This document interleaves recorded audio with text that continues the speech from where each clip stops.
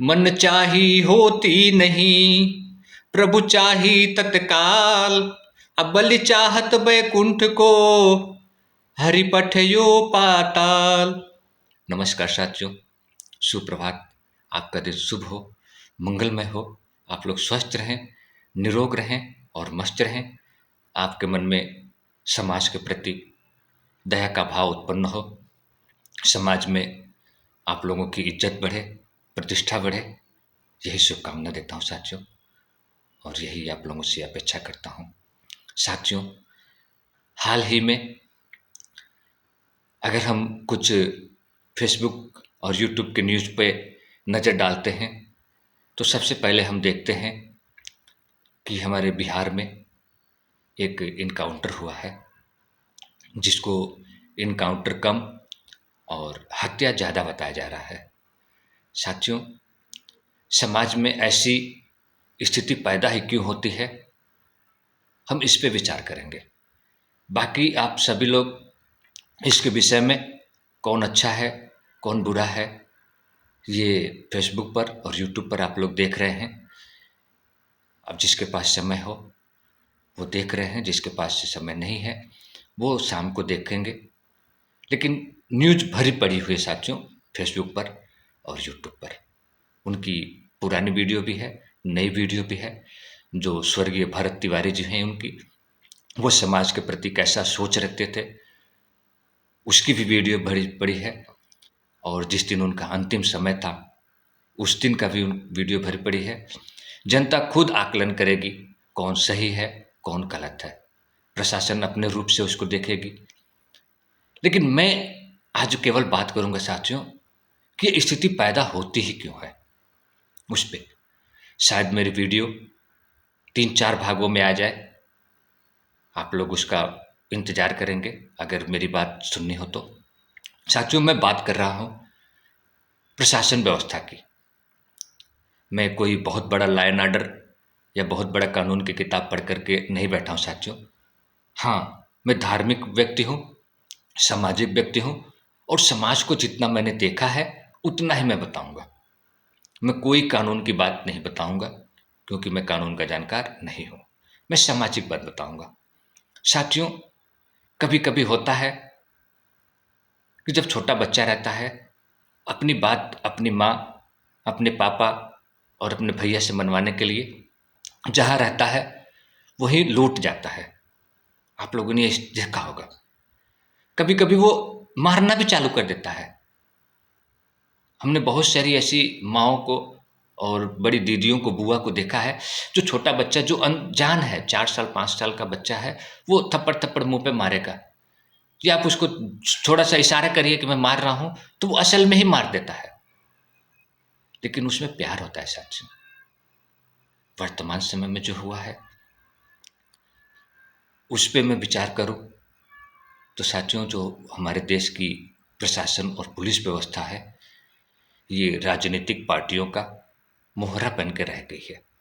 एक बार और सुनिए, सच है, कड़वा जरूर लगेगा जो लोग भी हमारे प्रशासन में अधिकारी रहे उनको, लेकिन ये बात 100% सत्य है, यानी कि 100% सत्य है कि जो हमारे देश की प्रशासन व्यवस्था है वो राजनीतिक पार्टियों की गुलाम बन के रह गई है। उनका विवेक काम नहीं कर रहा है कि हमें किस प्रकार से देश की सुरक्षा व्यवस्था को, प्रदेश की सुरक्षा व्यवस्था को, जिले की सुरक्षा व्यवस्था को किस प्रकार से हमें रखनी है। उनको राजनेताओं से अनुमति लेनी पड़ती साथियों, और राजनेता अपने इशारे पर उनका इस्तेमाल करते हैं। ये बात किसी से छिपी हुई नहीं है साथियों। जो भी सरकारें बदलती हैं प्रशासन बदल जाता है। प्रशासन खुद जनता की सेवा के लिए बनी है साथियों, लेकिन प्रशासन अगर देखा जाए तो नेताओं की सेवा पे लगी हुई है। कोई भी नेता दूध का धूला नहीं है, कोई भी नेता दूध का धूला नहीं है। उसको हर समय जनता से डर लगा हुआ रहता है कि कब कोई हमारा मर्डर कर देगा, इसकी कोई गारंटी नहीं है। नेताओं, चुल्लू भर पानी में डूब मरो, अगर तुम्हारे अंदर जिगर है तो अकेले घूम के दिखाओ कहीं। अकेले नहीं घूम सकते, क्योंकि तुमको मालूम है कि तुमने अपराध किया है, किसी का घर उजाड़ा है, किसी को सताया है, किसी को दुख दिया है। अगर ये सब नहीं किए हो तो तुम इस समाज में क्या, इस पूरे देश में क्या, पूरे धरती पर आजाद घूम सकते हो। लेकिन नहीं, तुमने जगह जगह अपने दुश्मन पाल रखे हैं और उसकी सुरक्षा के लिए प्रशासन का इस्तेमाल करते हो। ईमानदारी से काम करो ना, कोई डरने की जरूरत नहीं है। साथियों, कोई भी नेता हो, किसी भी पार्टी का हो, सब एक ही थाली के चट्टे बट्टे हैं। इनको देश की विकास से कम मतलब है, अपने विकास और अपनी पार्टी का विकास से ज्यादा मतलब है। कोई मरे कोई जिए, कोई फर्क इनको नहीं पड़ता है। उनके घर का भी कोई सदस्य मर जाता है साथियों, तब भी उनको कोई फर्क नहीं पड़ता है, क्योंकि वो ऐसी ही सोच रखते हैं कि बस हमारा होना चाहिए, हमारा चलना चाहिए। इसलिए कभी कभी देखे होंगे साथियों, जो जनता है वो नेताओं की इज्जत नहीं करती है। हमारा प्रशासन की इज्जत होती थी साथियों, कुछ समय पहले प्रशासन की इज्जत होती थी। अब जब से नेता लोग प्रशासनिक कार्यों में इन्वॉल्व होने लगे, उसके बाद से प्रशासन की भी इज्जत नहीं होने लगी। यही काम है साथियों, हमारे शिक्षकों को भगवान का दर्जा दिया गया था, हमारे डॉक्टर को भगवान का दर्जा दिया गया था। लेकिन जब से राजनेता लोग शिक्षा में प्रवेश किए, राजनेता लोग डॉक्टरी पेशा में प्रवेश किए, तो न डॉक्टरों को वो सम्मान मिला, न शिक्षकों को वो सम्मान मिला। आज भी शिक्षकों को लोग दर्जा देना चाहते हैं भगवान का, लेकिन शिक्षक भी राजनीतिक कारणों से वो सम्मान प्राप्त नहीं कर पा रहे साथियों, जो उनको असल जिंदगी में मिलना चाहिए। साथियों, इसीलिए कहा गया है कि किसी वस्तु की कीमत उस वस्तु की साथ रहने वाली कीमत के साथ होता है साथियों। फूल एक ही है, लेकिन वो फूल भगवान के पास जाएगा या किसी मुर्दे के ऊपर चढ़ाया जाएगा या किसी राजनेता के गले का हार बनेगा या किसी विजयी मनुष्य के गले का हार बनेगा।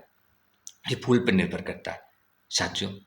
युवाओं, ये आपके ऊपर निर्भर करता है कि आप कैसी संगति में जी रहे हैं और आपको आगे क्या करना है।